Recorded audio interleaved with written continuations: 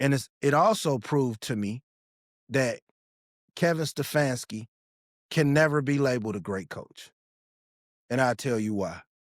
It is impossible to be a great coach and to sit over there and watch Dylan Gabriel practice after practice throw the ball to Mansfield, Ohio every practice and watch Shedeur drop it in the bucket and still say, I'm going to go with Dylan Gabriel. See, that's ego. And I'll tell you something. You can't be a great coach with ego. You can have great systems.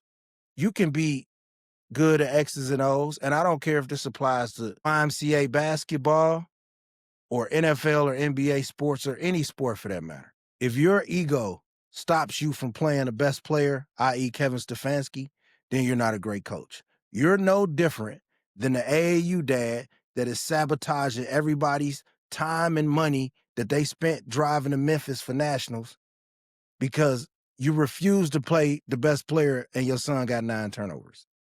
Dylan Gabriel is the equivalent of his son, right? You can tell how disappointed he was that Shedeur had a good game. I guarantee you if Shedeur went out there and stunk it up, he would have said, I hope we can put this to bed. I'm tired of talking about it. Even after the game, he was like, Bond, great job. Such, great job. What a great kick. You was amazing. You get a car. You get a car. Oh, and Shedeur, what's up, man? You did all right. Like, even the tone in his voice was a dog whistle. Black people can deal with this, can pick it up instantly. And then white athletes can pick it up instantly, right? In the lack of enthusiasm or the lack of passion and excitement he had whenever he talks about Shedeur Sanders, it's like he's being told to go visit his relatives on the other side of his family. It's like he's being sent to go talk or visit his father's side of the family when he visits, when he talks about Shedeur Sanders. You ever seen parents divorce and then the mom says, you got to go see your dad? I don't want to go. And you go, and that's how he is when he talks about Shedeur. He's indignant. He shows no emotion, no enthusiasm, and he gives the kid no leeway or compliments or enthusiasm or positive encouragement.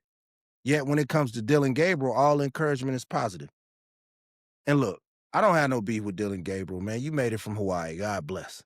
Dylan Gabriel is small. He's unathletic. He's confused. And he has a noodle arm. And he makes the simplest throws look impossible. The exact same screen that Shedeur Sanders threw yesterday and the running back ran for a 66-yard touchdown, Dylan Gabriel has thrown that ball 8 feet over the guy's head. So let's not act like we haven't saw what we saw. So in my opinion, Kevin Stefanski can be a great coach. I'm not going to knock him for winning. I think he won Coach of the Year twice, maybe. I'm not going to knock that, right? He did do well with the players he liked. But you can't call him a great man with this ego and this hatred that he has for Shedeur Sanders. And I tell you again, it's no different than the high school basketball coach who starts his son knowing that he's got a player on the bench that would be better than his son and that could probably win a championship, but he needs to play his son. You can't be a great coach. You can't be a great coach not playing the player that will make your team as best as possible, as good of a team as possible. Now, some situations you have systems where it's like, yeah, you might help us, but we win it anyway. But even then, as a coach, you should have some type of ethics.